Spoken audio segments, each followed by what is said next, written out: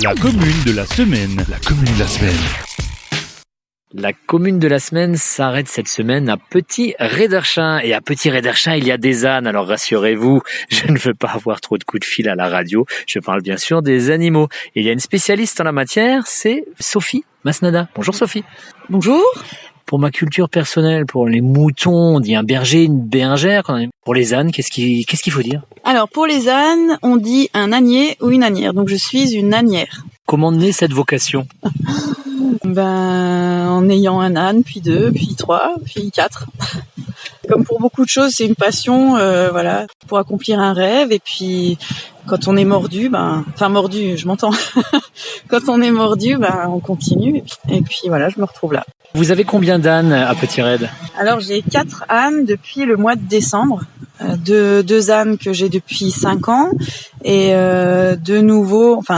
Ils sont âgés, mais je les ai depuis le mois de décembre. C'était une opportunité, un sauvetage. Voilà, on fait encore un petit peu connaissance là.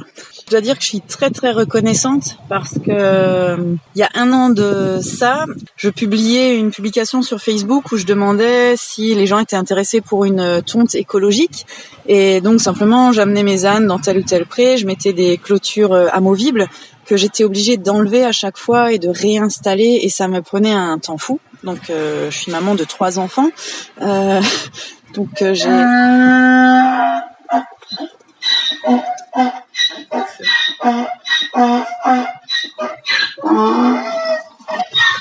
voilà. Il vous appelle ou il vous demande quelque chose, vous comprenez? C'est Vul qui, comme il est près du portail, veut sans doute me dire qu'il veut aller se promener.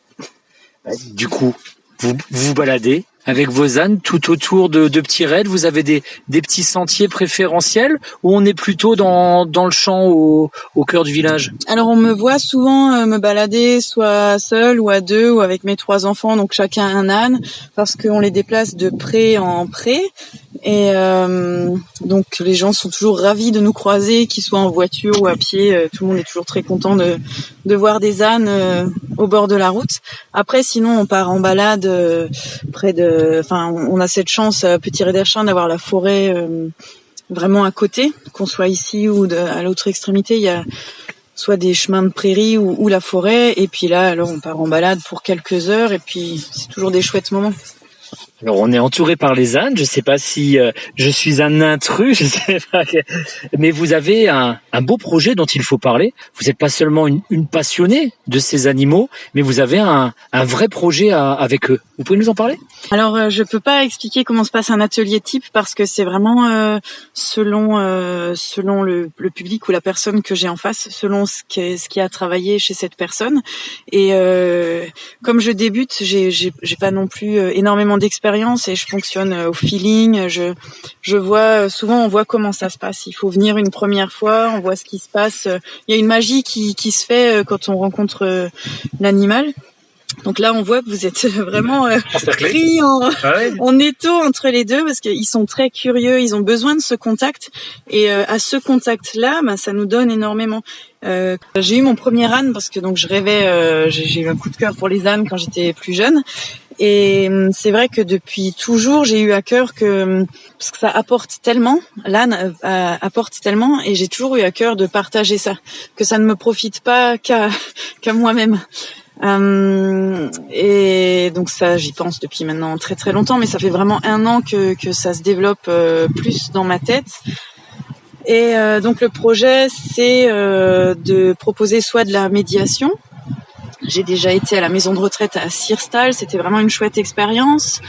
J'ai travaillé là cette semaine avec des tout petits, donc le relais des assistants maternels de Rohrbach.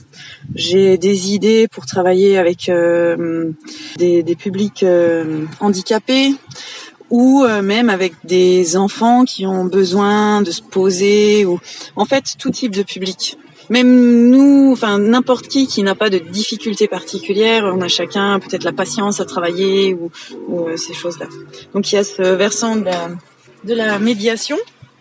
Après, je propose aussi des après-midi récréatifs pour des goûters d'anniversaire, pour changer des structures de jeu en intérieur.